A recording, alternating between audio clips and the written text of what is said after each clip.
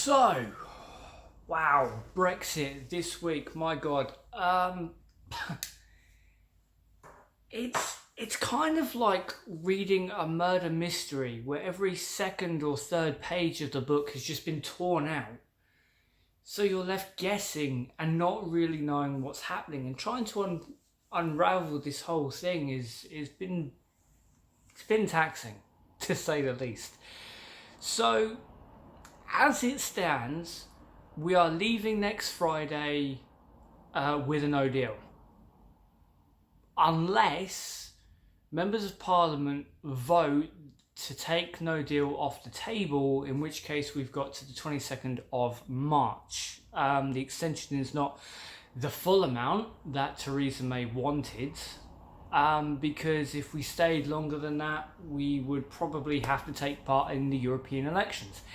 And Europe doesn't particularly fancy that much, because if we're just leaving Europe, the European Union, well, there's no point in us taking part in the European elections. So they've not given as much time as we would have liked. However, there is speculation with a few European leaders saying if there is another referendum, that they will grant us a little more time. So again, we've got the extension, but we haven't got the extension. We're leaving with a no deal, but we're not leaving with a no deal because maybe we won't leave at all now.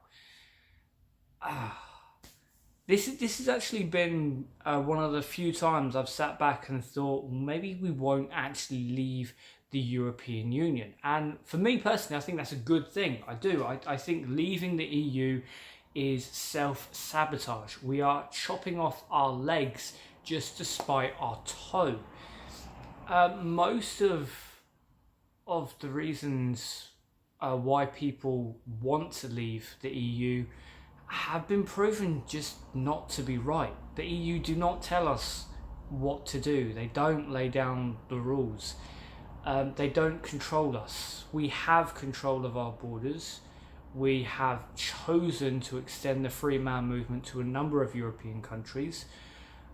They don't make stupid, ridiculous laws like the Sun and Jacob Rees-Mogg keep pushing out.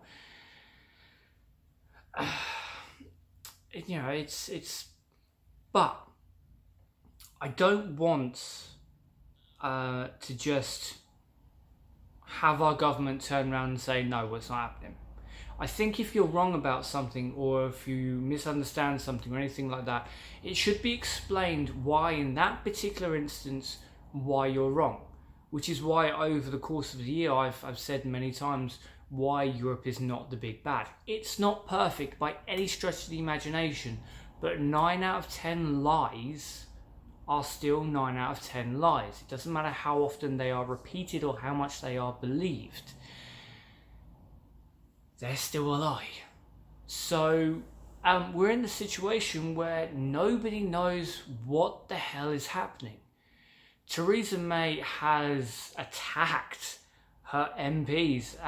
Anna Salisbury, who I have no love for whatsoever, has claimed that she couldn't go home to her constituency because she was getting credible death threats.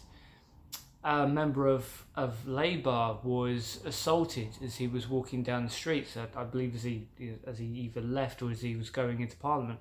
And it's been put on Theresa May because of the language she used in her speech on Wednesday.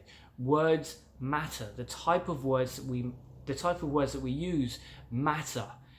And it's all well and good saying, well, rational people won't act violent because of May's speech. People aren't rational. There are two things that will cause an argument quicker than anything else. One is talking about politics, and the other is talking about religion. Theresa May attacked and threw her MPs under the bus. So, does that mean that she will face another vote of no confidence? It is something that Corbyn could bring up yet again. But we have to remember, as much as I like Corbyn and I am a Corbyn supporter, Corbyn is quite happy to see us leave the EU with a no deal. I think in the ideal situation, he'd want us to keep access to the world's biggest single market. Let's not forget that is 80% of this country's wealth. But Corbyn has no real love for the EU, so he's quite happy just to walk away from it. So is he going to call another vote of no confidence? First of all, can he? Well, yeah, actually he can. Conservatives can't push another vote of no confidence. Jacob Rees-Mogg, mind the noise. Jacob Rees-Mogg launched that from his own party and he biffed it. It didn't work, so now they have to wait a year. But there's no real laws when it comes to another party challenging. And certainly this is a good precedent to do it, because Theresa May has just alienated a lot of people who were backing her by throwing them under the bus, by saying it's all their fault. It's their fault that Brexit's not going the way that I want it to. So yeah, politicians are pissed.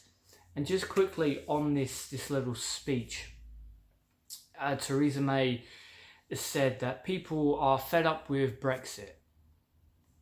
We're fed up with the dicking around and the lies. Yes. She also said that people are worried about their schools. Yes. We are very, very concerned with what Theresa May is doing with our schools. And I am going to do a story today on an article I read last week I've been meaning to get to.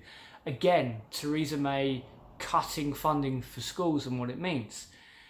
We are worried about crime because Theresa May has cut funding to the police yet again and completely ignores the fact that defunding the police has a direct result and correlation with an increase in crime. We are very concerned about the government that Theresa May has.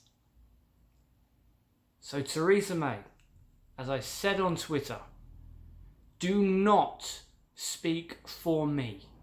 You do not represent me. You do not represent my interests. You do not hold my values. And you certainly are not fit for office. In regards to Brexit, I couldn't call it one way or the other.